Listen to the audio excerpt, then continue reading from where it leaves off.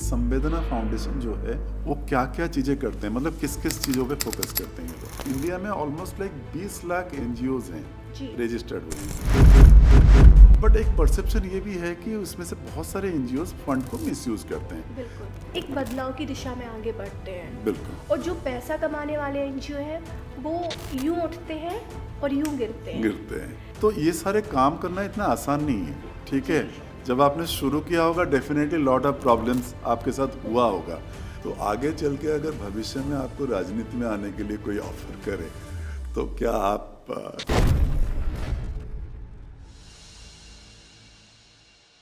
नमस्कार, मैं हूं देवू मिश्रा और आप देख रहे हैं ज्ञान जंक्शन, जहां हर मोड़ पर मिलता है एक नया ज्ञान।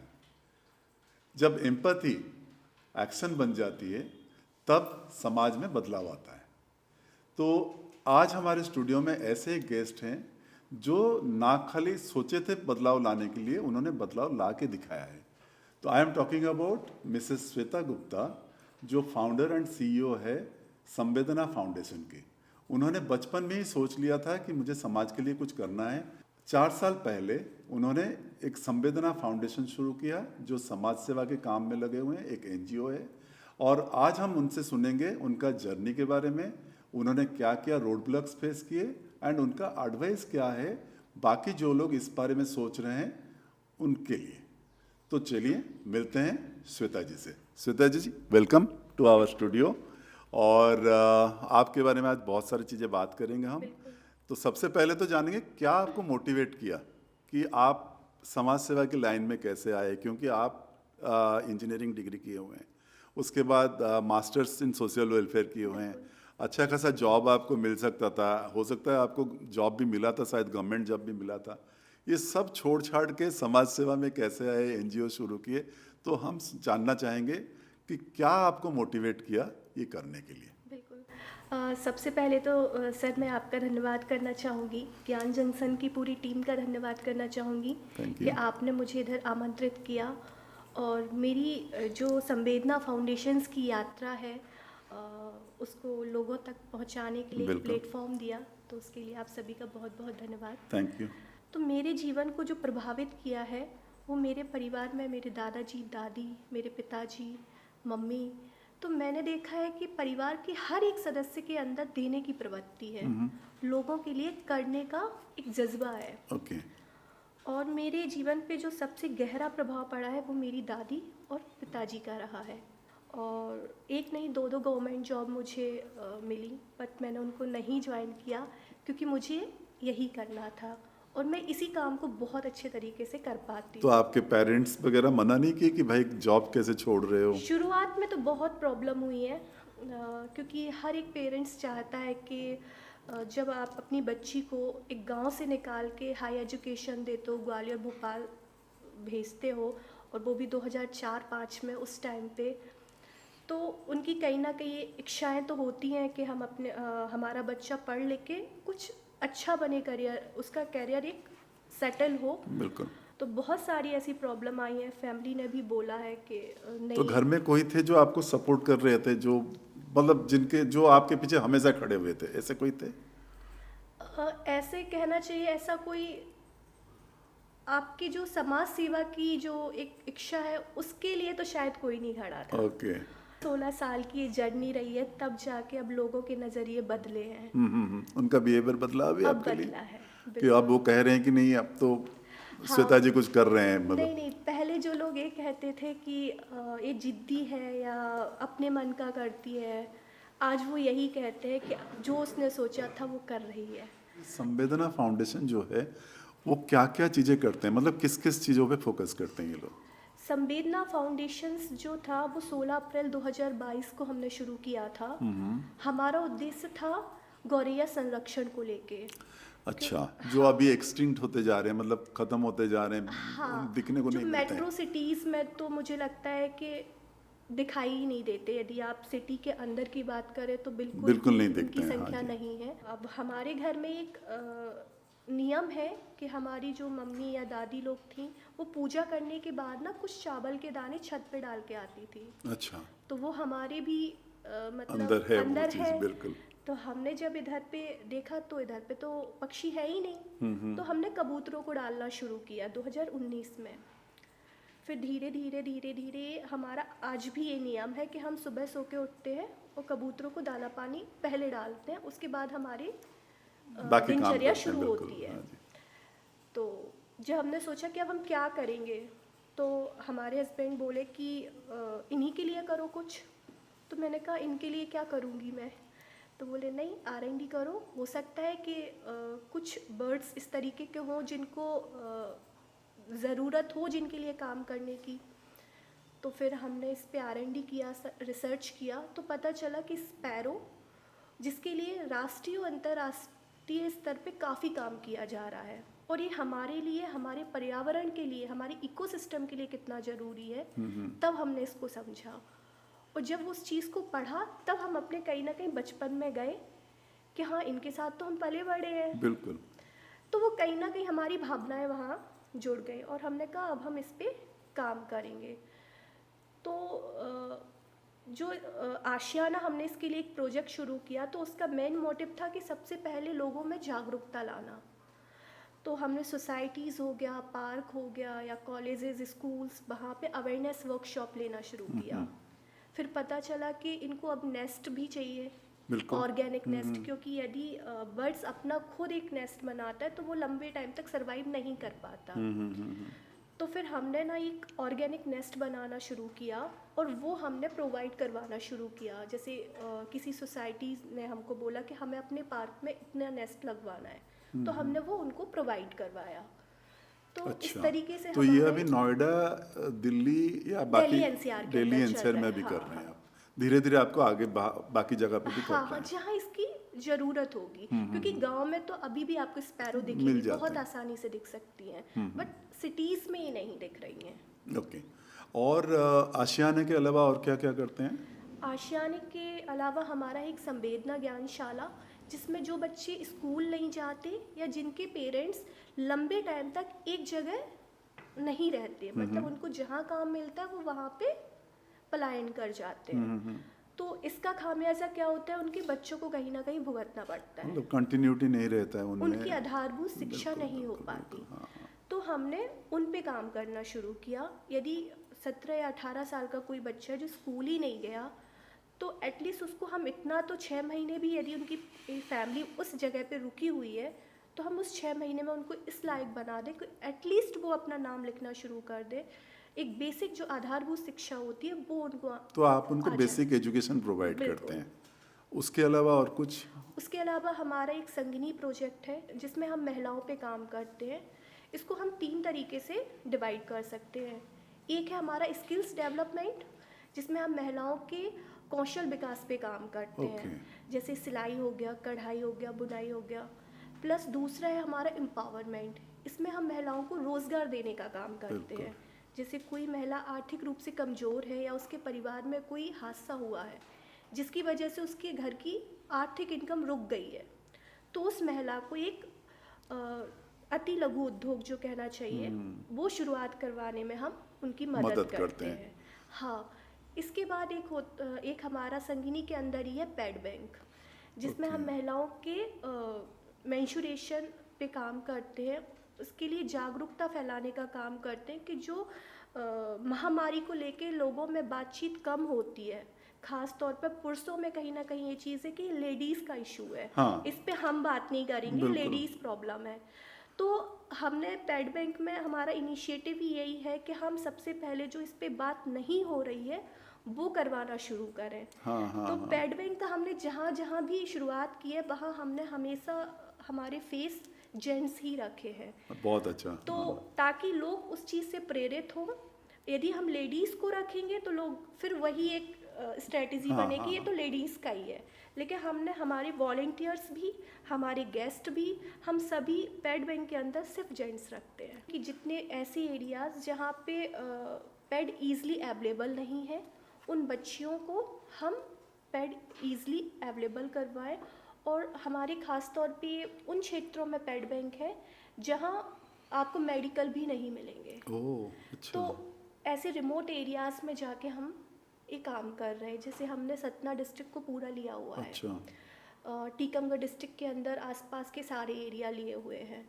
और अभी हमने हाल ही में दिल्ली में भी एक सहादरा के पास एक ट्रस्ट है, वो वुमेन स्किल्स पे ही काम कर रहा है।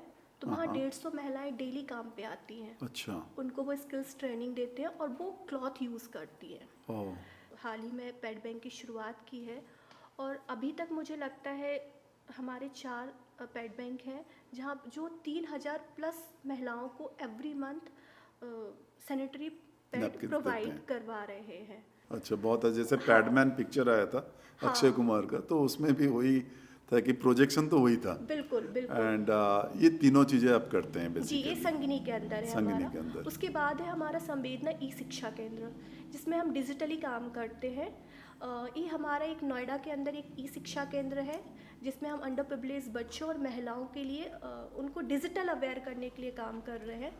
प्लस अभी हमने गंज बासौदा भोपाल के अंदर विदिशा डिस्ट्रिक्ट के अंदर आता है, वहाँ पे भी हमारा एक ई शिक्षा केंद्र चल रहा है और वो बहुत अच्छे तरीके से चल रहा है। वहाँ पे बच्चों के लिए stenography, typing, basic computer classes regular सुबह 8 बजे से लेकर शाम को 5 बजे तक चलती है। अच्छा। और आप यकीन नहीं करेंगे, वहाँ आसपास के देहातों से, जो छोटे गांव भी होते हैं, गांव से भी एक छोटी इकाई होती है जिसको देहात बोलते हाँ हैं, हाँ हाँ हाँ हाँ। वहाँ से बच्चियाँ और लड़के साइकिल से आते हैं और वाओ, सीखते हैं। ओके, तो बहुत ये अच्छा। बहुत अच्छा हमारा ई शिक्षा का। ओके, तो आप इसको और स्प्रेड करना हाँ, चाहते हैं? अभी हमारा बुंदेलखंड में एक और जगह है बलदेवगढ़, हम वहाँ पे भी इसको शुरू करने जा रहे हैं आने वाले 1-2 महीने के अंदर ही। ओके। और वहाँ पे काम हमने शुरू कर दिया है। तो बहुत इंटरेस्टिंग काम आप सारे कर रहे हैं। तो ये सारे काम करना इतना आसान नहीं है, ठीक है? जब आपने शुरू किया होगा डेफिनेटली लॉट ऑफ प्रॉब्लम्स आपके साथ हुआ होगा। तो इस तरह से कुछ रोड ब्लॉक्स आपको आया था, कुछ बाधाएं तो आए तो होंगे ज़रूर। मैं चाहूँगा कि आप हमारे दर्शकों के लिए ये बताएं कि क्या बाधाएं आए थे और आप उसको किस तरह से ओवरकम किए। जी बिल्कुल सर। इसमें अभी रिसेंट में हमारे एक वॉलंटियर हैं जो हम टीकमगढ़ डिस्ट्रिक्ट में एक एरिया है जो हमने लिस्ट किया है, वहाँ पे कोई मेडिकल शॉप नहीं है।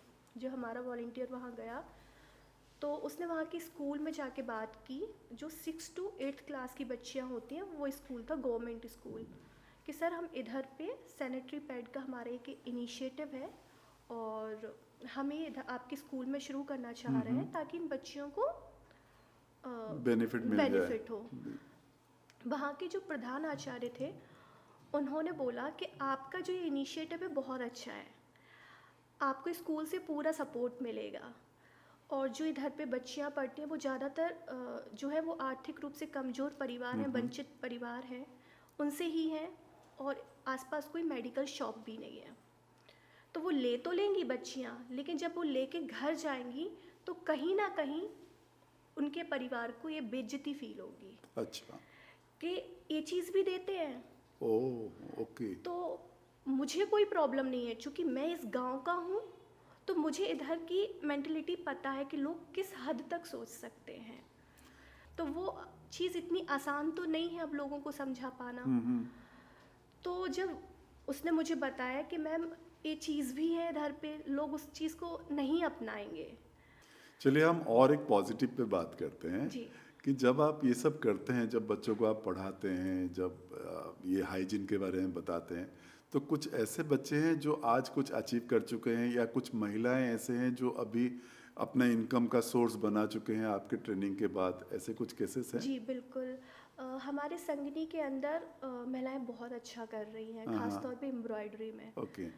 तो कुछ महिलाएं हैं जो शुरुआत में मतलब एक मामूली सी जो मंथली इनकम थी उस पर काम करते थे, बट जब उनके हमें स्किल्स का पता चला कि एम्ब्रॉयडरी बहुत अच्छा करती है, हमने उनकी एम्ब्रॉयडरी पे काम किया, उनको प्रॉपर ट्रेनिंग दी और आज उनको बाहर से ऑर्डर आने शुरू हो गए ओह, हैं। बहुत अच्छा है। तो अब वो मंथली बहुत अच्छा इनकम कर रही है।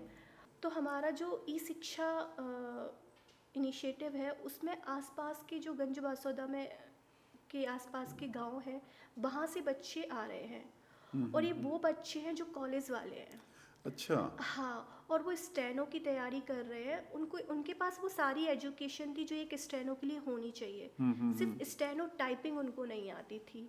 और चूंकि उनके पास कंप्यूटर लैपटॉप का अभाव था, आसपास कोई कैफ़े नहीं था, कंप्यूटर कैफ़े जो होते हैं, तो जब उनको पता चला कि ऐसा कोई संस्था गंज बासौदा के अंदर शुरू हुई है और वो फ्री ऑफ कॉस्ट है, निःशुल्क है, तो वो बच्चे साइकिल से आते हैं और सीख रहे हैं। और शायद कल ही एक लिस्ट आई है जिसमें से एक बच्चा सिलेक्टेड भी है स्टेनो के अंदर। बहुत अच्छी बात तो है। ये हमारा कहीं ना कहीं कुछ तो हम कर रहे हैं, बिल्कुल। ये आउटपुट तो हमको मिल रहे हैं। तो आगे का क्या सोच है आपका? सर अभी तो हमारा यही है कि हम ई शिक्षा पे काफ़ी इसको फैलाएं, और ख़ास तौर पे उन क्षेत्रों में जहाँ इसका अभाव है। और बुंदेलखंड तो हमारा प्राइम लोकेशन है जहाँ हमें इस काम को करना ही है, क्योंकि वहाँ इस चीज़ की मांग है। वहाँ के बच्चों को कहीं ना कहीं अभाव है अभी भी।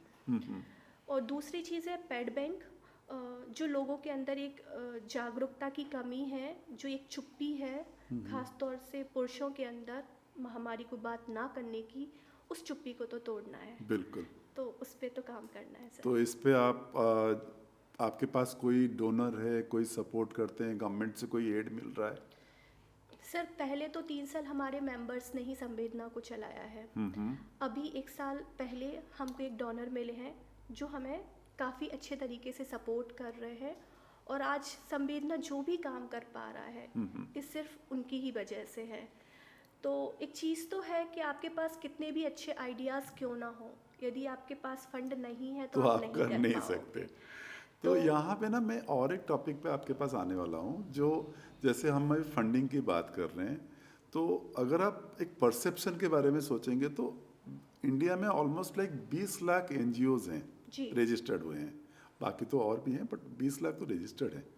बट एक परसेप्शन ये भी है कि उसमें से बहुत सारे एनजीओज फंड को मिसयूज करते हैं। बिल्कुल। तो इसलिए जनरल जो पब्लिक है जो सपोर्ट करना चाहते हैं, उनके अंदर भी एक रहता है कि यार इनको मैं सपोर्ट करूं कि ना करूं, ये सच में मेरा फंड को यूज़ करेंगे या नहीं करेंगे।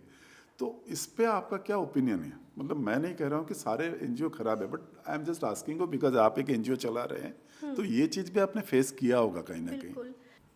देखिए सर, हर एक चीज़ के ना 2 पहलू होते हैं, एक पॉजिटिव और एक नेगेटिव। बिल्कुल। तो जहाँ हम उन एनजीओ की बात करें जो सिर्फ पैसे के लिए काम कर रहे हैं, तो वो लंबा तो नहीं चल पाते हैं। और जो कुछ करना चाहते हैं वो धीरे धीरे ही डेवलप हो पाते हैं। तो यदि मैं अपने एनजीओ की बात करूं सर, तो आज 3 साल की मेहनत के बाद हमको एक डोनर मिले हैं जो हमको वेबसाइट से उन्होंने सर्च किया और वो हमारी नीयत के साथ जुड़े हैं कि ये सच में कुछ काम कर रहे हैं। और आज उनकी हेल्प से हम अपने जो भी आगे बढ़ आइडियाज़ रहे हैं उनको एग्जीक्यूट कर पा रहे हैं। ऐसे एनजीओज भी हैं जो सच में समाज में बदलाव लाना चाहते हैं, जिन्होंने बहुत कुछ सेक्रीफाइस किया होता है अपनी लाइफ में, तब जाके वो एक एनजीओ शुरू करते हैं और एक बदलाव की दिशा में आगे बढ़ते हैं। बिल्कुल। और जो पैसा कमाने वाले एनजीओ हैं वो यूं उठते हैं और यूं गिरते हैं। तो दोनों पहलू हैं। बिल्कुल बिल्कुल। कुछ लोग एक्चुअली बाकियों को बदनाम कर देते हैं एंड नकारात्मक जो चीज़ें होती हैं ना वो ज़्यादा तेज़ी से फैलती हैं। बिल्कुल। पर यदि सही एनजीओ यदि एक सही दिशा में यदि काम करती है, चाहे वो एक ऑर्गेनाइजेशन हो या कोई भी हो, वो दिखता है। मतलब Okay. उनकी नीयत भी दिखती है, उनका काम भी दिखता है, उनके साथ लोग भी दिखते हैं, क्योंकि अच्छे और बुरे दोनों तरीके के लोग होते हैं। जैसे एनजीओ पैसा कमाने वाला भी होता है, काम करने वाला भी होता है, वैसे लोग भी होते हैं। वो अपने जैसे लोग अपने जैसे ऑर्गेनाइजेशन भी ढूंढ लेते हैं। तो वो चीज़ तो है। बिल्कुल बिल्कुल। तो जैसे अभी आप कर रहे हैं एंड बुंदेलखंड में भी कर रहे हैं एंड पूरा मध्य प्रदेश में भी करने वाले हैं, तो आगे चल के अगर भविष्य में आपको राजनीति में आने के लिए कोई ऑफर करे तो क्या आप क्या करेंगे उसको? सर मेरे विचारों में राजनीति एक आम सामाजिक कार्यकर्ता के लिए एक बहुत अच्छा कहना चाहिए मौका होगा, यदि वो सच में किसी एक ऐसे क्षेत्र में काम करना चाहता है जहाँ बदलाव की आवश्यकता है। क्योंकि जब आपको एक पद और पावर मिलती है तो आपको चीज़ों को करना, एग्जीक्यूट करना, उस चीज़ पे बदलाव लाना आसान हो जाता है, क्योंकि लोग उस चीज़ को बहुत आसानी से अपना पाते हैं, कहना ओके चाहिए। Okay okay. जैसे कि पैड बैंक है, मैं फिर से उसी पे जाऊंगी। हम जहाँ पे इस चीज़ की शुरुआत कर रहे हैं, आज लोगों के अंदर झिझक है उस चीज़ को अपनाने में। लेकिन वही चीज़ यदि एक राजनीति में कोई व्यक्ति एक पद और पावर में रह के यदि एग्जीक्यूट करता है और वो फ्री में डिस्ट्रीब्यूट करता है, तो लोगों को उसको अपनाने में शायद प्रॉब्लम नहीं होगी। तब लोग ये कहेंगे कि सरकार के द्वारा ये मदद दी जा रही है, तो वो आसानी से ले लेंगे। चूँकि एक आम सामाजिक कार्यकर्ता, एक आम ऑर्गेनाइजेशन आपके वेलफेयर के लिए काम कर रहा है, तो आप उस चीज़ को तो अपनाते हैं जो ओपनली अपनाने में कोई दिक्कत नहीं है। लेकिन जहाँ कुछ इस तरीके के टॉपिक आते हैं, वहाँ आप आसानी से उस चीज़ को डाइजेस्ट नहीं कर पाते हो। तो राजनीति एक बहुत अच्छी चीज़ है यदि सच में आप एक बड़े स्तर पे कोई बदलाव लाना चाहते हो तो। और रही बात मेरी, तो अभी तो मैंने इस बारे में कुछ सोचा भी नहीं है, और यदि भविष्य में एक सही समय पर सही स्थान को लेके एक मौका मिलता है तो उस समय ज़रूर सोचूंगी। बहुत अच्छी बात है, बहुत अच्छी बात है। ओके, पॉडकास्ट को एंड करने से पहले मेरा लास्ट क्वेश्चन आपको होगा कि जितने भी महिलाएं हैं या जो भी समाज सेवा करना चाहते हैं एंड कहीं ना कहीं किसी वजह से रुके हुए हैं, उनको वो अपॉर्चुनिटी मिल नहीं रहा है, तो उन सारे लोगों के लिए आपका क्या मैसेज है ताकि वो मोटिवेट हो पाए और इस पे आगे बढ़ पाए या किसी के साथ जुड़ भी पाए, कोई एनजीओ के साथ जुड़ पाए? एक इंटरव्यू था नीना गुप्ता जी का जो मैंने सुना था, उन्होंने बोला था leading women always a negative women for society, for family, for everyone who is not like her. मतलब ऐसी महिलाएं जो स्वतंत्र विचारों वाली होती हैं, किसी घर में जन्म लेती हैं या उस परिवार में आती हैं, उनको इतनी आसानी से तो नहीं अपनाया जा सकता, नहीं अपनाया जाता है, कहना चाहिए। बिल्कुल बिल्कुल। तो उसके लिए तो उनको कहीं ना कहीं कई लोगों के दिल तो दुखाने पड़ते हैं। यदि आपको पता है कि आप जिस उद्देश्य से आगे बढ़ रहे हो उसकी नीयत सही है, तो फिर आप आगे बढ़िए। फिर आप मत सोचिए कि इसको दुख होगा या उसको दुख होगा। यदि आप सही सोच रहे हैं और भविष्य में उसके नतीजे सही आने वाले हैं, तो फिर आज कुछ दिलों को ठेस पहुंचा दीजिए। ये तो है मेरा उन सभी बच्चे हैं, महिलाओं के लिए जो कुछ करना चाहती हैं। और जो यूथ है, मैं उनको ये कहना चाहती हूँ, स्पेशली ऐसा यूथ जो एक छोटे क्षेत्र से निकल के अपनी लाइफ में, अपने करियर में कुछ बन गया है, तो आप अपनी जड़ों को मत भूलिए।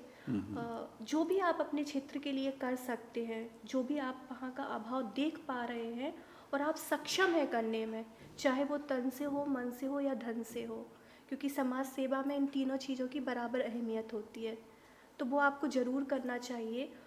और ख़ास तौर पे वो युवा जो किसी चीज़ की तैयारी में लगे हुए हैं, चाहे वो गवर्नमेंट जॉब हो या अपने करियर में कुछ बनने के कुछ उनके सपने हों, तो कभी भी ये सोच के ना रुके कि मेरे ऐसा करने से या मेरे इस डिसीज़न से इसको दुख होगा। यदि आप सही हैं तो प्लीज़ आप करें। हर समय हर कोई आपसे खुश नहीं रह सकता, तो आप हर किसी को खुश रखने की कोशिश बिल्कुल ना करें। आप यदि सही है और आपकी दिशा सही है तो आप बिल्कुल आगे बढ़ें। किसी ना किसी दिन आपको वो चीज़ मिलेगी, आप उस कामयाबी को पाएंगे, तो जितने भी वो दिल दुखे होंगे ना, वो सब आके आपको शाबाशी देंगे। तो बिल्कुल आगे बढ़ें और खुश रहें और अपने सपनों को बिल्कुल भी ना मारें। Thank you so much Shweta ji, बहुत अच्छा आप जो कर रहे हैं, बहुत अच्छा काम कर रहे हैं and I wish you all the best. बहुत ही कमेंडेबल काम है, तो और अच्छा करते जाइए। Thank you so much. Thank you. जैसे इस एपिसोड में आपने सुना, तो श्वेता जी ने बहुत कुछ अच्छा काम किया है। और जब उन्होंने काम शुरू किया था, एक छोटे से गांव से वो निकले थे, बट उसके बाद दिल्ली आए और दिल्ली में रहे एंड अपने जो जड़ है उसको भूले नहीं। She went back to Bundelkhand और वहाँ पे अपना काम कर रहे हैं, और जो उनका मनसा है आगे और काम करने के लिए मध्य प्रदेश में, वो भी बहुत ही सराहनीय है। तो मैं चाहता हूँ एज ऑडियंस आप भी इससे कुछ सीख लीजिए, और आपको भी जो कुछ करना है आप ज़रूर आगे आइए और करिए। और आपको ये एपिसोड कैसा लगा या किस तरह से आप और कुछ देखना चाहते हैं तो इसको कमेंट बॉक्स में कमेंट करिए।